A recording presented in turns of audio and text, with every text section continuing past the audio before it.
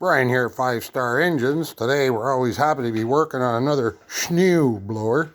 We have a Yard Works 30-inch. Comes from a major Canadian hardware store, so not a bad machine.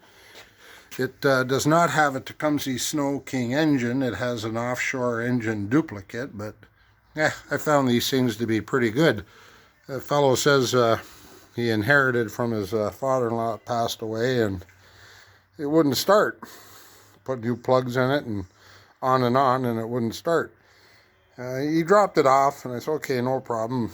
We'll have a look at it. And I always say, like, just check the simple things first. So I pulled the plug and was looking around.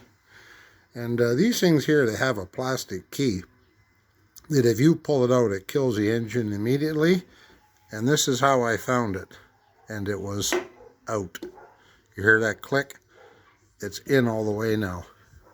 And this machine now, it'll fire right up. It's just an oversight.